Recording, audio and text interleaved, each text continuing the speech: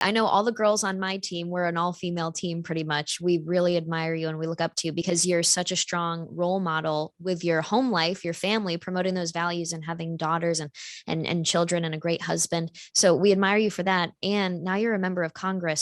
So can you walk us through how you reached your points of success in America and what you're doing now as a member of Congress to further those values and to really share your experiences by serving the public?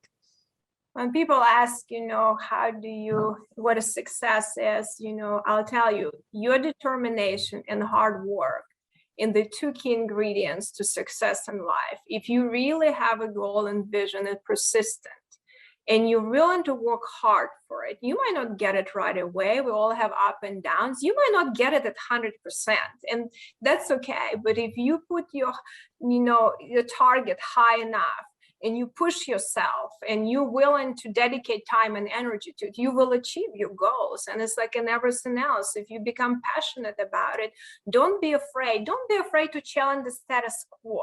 Don't be afraid, to get outside of your comfort zone and the side of the box.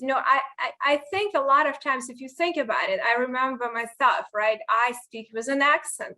I kind of make a joke, my Yankee accent, because when I did audits, I used to audit publicly traded companies around the country. And in the Tennessee, I was in McDonald's drive-through. And usually when you go drive-through, people have a hard time understanding you. So it's like, oh my gosh. But then I pull up to the drive-through and the girl is like, wow, you sound like you're having an accent. You must be a Yankee.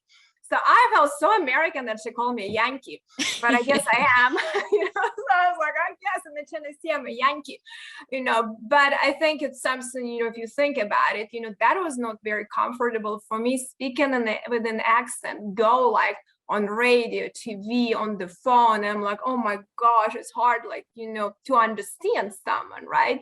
So I'm like, oh my gosh, people will not understand what I say. People like, you kind of uncomfortable, but you overcome this. And a lot of people, when they see that you're working hard and you're really sincere and care, people will step up and help you out. You will have challenges, you'll have some people, but that's okay. Challenges make us stronger. Not be afraid to go through challenges because they make you tougher and they make you learn things.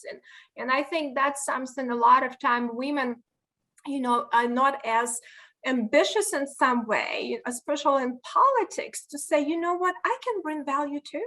I can be at the table to have a conversation because the issues that politicians make decisions affect our future, our life, my children, their families, they affect so much, and we bring a different perspective. So I think it's collaboration between men and women, and that's why families are strong when you have a husband and wife, and they make families stronger because we bring different strengths to the table. And I think in politics, having more females, I think it's very healthy, in a productive way. So I'm glad to see to have more involved, and we have a very, much more challenges to do.